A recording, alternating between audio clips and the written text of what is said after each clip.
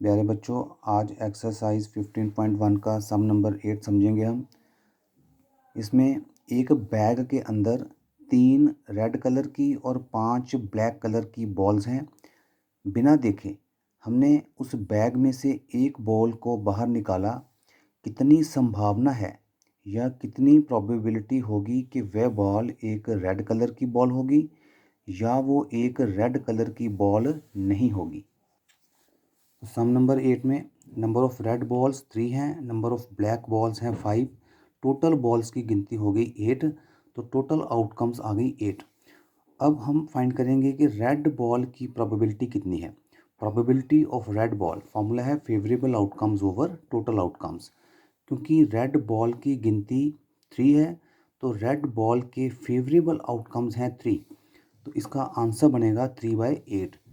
Red ball की probability है 3/8। अब हमने फाइंड करना है कि वो बॉल एक लाल रंग की बॉल नहीं है, इसकी संभावना कितनी होगी। Probability of not red ball formula same रहेगा, favourable outcomes over total outcomes. अब 3 रेड कलर की बॉल हैं और 5 बॉल्स ब्लैक कलर की हैं। मतलब ये जो 5 बॉल्स हैं ये रेड कलर की नहीं हैं। तो probability of not red ball बनेगा 5/8। हम टोटल में से ये रेड बॉल्स को सब्ट्रैक्ट करेंगे, 8 - 3 करेंगे तो हमारे पास वो बॉल्स की गिनती निकल आएगी जो रेड कलर की नहीं है। उनकी गिनती है 5। तो probability of not red ball बनेगी 5/8। सम नंबर 9 में एक बॉक्स के अंदर 5 रेड कलर के मार्बल्स, 8 वाइट कलर के, 4 ग्रीन कलर के मार्बल्स हैं। बिना देखे एक मार्बल बाहर निकाला और कितनी प्रोबेबिलिटी होगी कि जो मार्बल बाहर निकाला गया है वो एक रेड कलर का मार्बल है या वो एक वाइट कलर का मार्बल है या वो एक नॉट ग्रीन मार्बल है।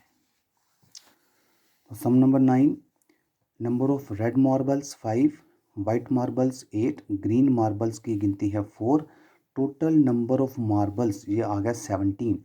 मतलब यहाँ टोटल आउटकम्स हैं 17। तो probability of red marble favourable over total, red marble की गिनती है 5, टोटल है 17।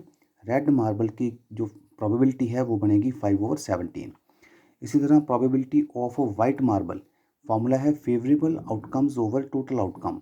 वाइट मार्बल के फेवरेबल आउटकम्स, वाइट मार्बल की गिनती 8 है तो वाइट मार्बल की प्रोबेबिलिटी निकलेगी 8/17। अब हमने वह मार्बल की गिनती निकालनी है जो ग्रीन कलर के नहीं हैं। तो टोटल में से हम ये ग्रीन कलर्स के मार्बल को सब्ट्रैक्ट करेंगे। ग्रीन कलर के मार्बल की गिनती है 4। 17 में से ये ग्रीन कलर के मार्बल सब्ट्रैक्ट करेंगे 17 - 4। तो ग्रीन कलर जो मार्बल्स ग्रीन कलर के नहीं हैं, नॉट ग्रीन मार्बल्स की गिनती आ जाएगी हमारे पास 13।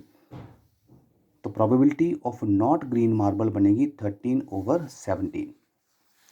सम नंबर 10 की स्टेटमेंट है, एक पिगी बैंक के अंदर कुछ सिक्के पड़े हैं। उन सिक्कों की गिनती हमें पता है। 50 पैसा कॉइन्स की गिनती है 100, 1 रुपी कॉइन्स की गिनती है 50, 2 रुपी कॉइन्स हैं 20 और 5 रुपये के जो सिक्के हैं उनकी गिनती है 10। हमने उस पिगी बैंक को उल्टा किया, उसमें से एक सिक्का जो है वो बाहर निकल आया। तो कितनी संभावना है या कितनी प्रोबेबिलिटी है कि जो सिक्का बाहर निकला है वो सिक्का एक 50 पैसा कॉइन है या वो एक 5 रुपी कॉइन नहीं है। सम नंबर 10 का सलूशन है, 50 पैसा कॉइन्स 100 हैं, 1 रुपी कॉइन है 50, 2 रुपी कॉइन्स की गिनती है 20 और 5 रुपी कॉइन्स हैं हमारे पास 10। Total number of coins in चार को ऐड करेंगे ये बनेगा 180। सबसे पहले हमने जो प्रोबेबिलिटी निकालनी है, कितनी प्रोबेबिलिटी होगी कि बाहर निकलने वाला सिक्का एक 50 पैसे का सिक्का है। तो 50 पैसा कॉइन्स की गिनती 100 है, टोटल है 180, फेवरेबल ओवर टोटल। तो इसका आंसर आएगा 100/180। इसको सॉल्व किया तो ये आएगा 5/9। अब हमने वह मार्बल की उस कॉइन की प्रोबेबिलिटी पता करनी है जो 5 रुपीज़ का नहीं है। अब टोटल में से जो 5 रुपी कॉइन्स की गिनती है 10, 180 में से ये कि नॉट 5 रुपी कॉइन निकालना है तो 5 को सब्ट्रैक्ट कर देंगे। 180 -10 करेंगे तो जो सिक्के 5 रुपये के नहीं हैं उनकी गिनती आ जाएगी 170। या इन तीनों को ऐड कर लो या 180 में से 10 को सब्ट्रैक्ट कर दो, आंसर सेम ही रहेगा 180। तो जो मार्बल्स 5 रुपीज़ के नहीं हैं, नॉट 5 रुपी कॉइन की गिनती है 170। Probability of not rupee 5 coin ये आएगा 170 ओवर 180। सम नंबर 11 की स्टेटमेंट है, एक एक्वेरियम के अंदर कुछ मछलियां हैं, उन मछलियों में से 5 मछलियां जो हैं वो मेल हैं और 8 मछलियां फीमेल हैं। रैंडमली एक मछली को बाहर निकाला गया तो मेल फिश की प्रोबेबिलिटी कितनी होगी। सम नंबर 11 में मेल फिशेस की गिनती है 5, फीमेल की है 8, टोटल फिशेस हैं उस एक्वेरियम के अंदर 13, मतलब टोटल आउटकम्स हैं 13। तो हमने फाइंड करनी है probability of getting male fish. Male fish की गिनती है 5, फेवरेबल ओवर टोटल, तो मेल फिश की प्रोबेबिलिटी बनेगी 5 ओवर 13। अगर फीमेल फिश की हमने प्रोबेबिलिटी फाइंड करनी हो तो उसका आंसर बनेगा 8 ओवर 13। सम नंबर 12 में एक स्पिनिंग व्हील है जिसके ऊपर 1 से लेके 8 तक नंबर्स जो हैं वो लिखे गए हैं, एक एरो का साइन बना है। इस स्पिनिंग व्हील को हमने घुमाया, घुमाने के बाद जिस नंबर के ऊपर ये एरो आएगा उसकी प्रोबेबिलिटी हमने फाइंड करनी है।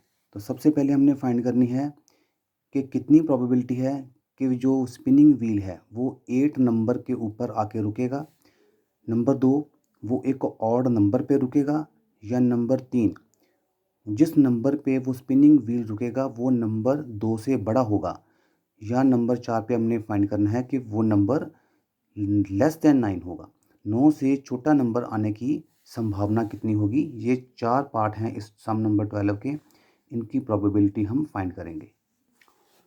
तो सम नंबर 12 का सलूशन है, इस स्पिनिंग व्हील के अंदर 1 से लेके 8 तक गिनती लिखी है, तो इसमें जो टोटल आउटकम्स हैं वो हैं 8। अब प्रोबेबिलिटी ऑफ गेटिंग 8 के आने की संभावना क्या होगी, favourable outcomes over total outcome. इस स्पिनिंग व्हील के अंदर हर एक नंबर को एक बार ही लिखा गया है, तो 8 नंबर भी एक बार ही है, इसलिए प्रोबेबिलिटी ऑफ गेटिंग 8 क्या होगी, 1 ओवर 8। 8 के फेवरेबल आउटकम एक ही है, इसकी प्रोबेबिलिटी आएगी 1/8। आगे सम इसका जो सेकंड पार्ट है उसमें हमने एक ऑड नंबर की प्रोबेबिलिटी फाइंड करनी है।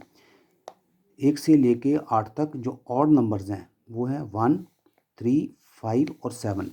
ऑड नंबर्स की जो गिनती है वो 4 है, तो probability of getting an odd number वो क्या होगा, 4/8। इसको डिवाइड किया तो 1/2 आ गया। नंबर 3 पे हमने फाइंड करना है कि कितनी प्रोबेबिलिटी होगी कि जो स्पिनिंग व्हील है वो एक ऐसे नंबर पे रुकेगा जो कि 2 से बड़ा होगा। अब इस स्पिनिंग व्हील के अंदर 2 से बड़े नंबर हैं 6, ये 3, 4, 5, 6, 7 और 8, ये वाले जो 6 नंबर हैं ये 2 से बड़े हैं, तो probability of getting number greater than 2 क्या होगा, 6 ओवर 8। इसका आंसर आएगा 3/4। नंबर 4 पे हमने फाइंड करना है कितनी प्रोबेबिलिटी है या कितनी संभावना है कि जिस नंबर के ऊपर वो व्हील स्पिनिंग व्हील रुकेगा वो नंबर 9 से छोटा होगा। तो 1 से लेके 8 तक यहाँ पे गिनती है, सारे के सारे नंबर 9 से छोटे ही हैं, तो जब भी ये स्पिनिंग व्हील रुकेगा जिस नंबर पे भी रुकेगा वो नंबर 9 से छोटा ही होगा, तो इसलिए probability of getting number less than 9 वो क्या होगा, 8 ओवर 8। सारे के सारे नंबर क्योंकि 9 से छोटे हैं तो फेवरेबल आउटकम्स यहाँ बनेंगे 8, इसका आंसर आएगा 1। हर बार जो नंबर निकलेगा वो 9 से छोटा ही होगा। Probability of getting number less than 9 is 1। Sum number 13 में एक डाई है, एक पासा जिससे हम लूडो खेलते हैं, उस पासे को एक बार फेंका गया तो कितनी संभावना होगी कि एक प्राइम नंबर निकलेगा, या एक ऐसा नंबर निकलेगा जो 2 और 6 के बीच में होगा, या वो एक ऑड नंबर होगा। तो ये 3 पार्ट हैं सम नंबर 13 के, इनकी प्रोबेबिलिटी हम पता लगाएंगे। सम नंबर 13 का सलूशन है, जो डाई है उसके 6 फेस होते हैं total, because a die has 6 faces therefore total number of outcomes यहाँ बनेंगी 6। अब हमने प्रोबेबिलिटी पहले नंबर पे फाइंड करनी है प्राइम नंबर्स की, तो 1 से लेकर 6 तक जो प्राइम नंबर्स की जो गिनती है वो 3 है। वो कौन से प्राइम नंबर्स हैं? एक 2, एक 3 और एक 5। प्राइम नंबर्स वह नंबर्स हैं जिनके सिर्फ 2 ही फैक्टर्स होते हैं, एक 1 और दूसरा नंबर इटसेल्फ।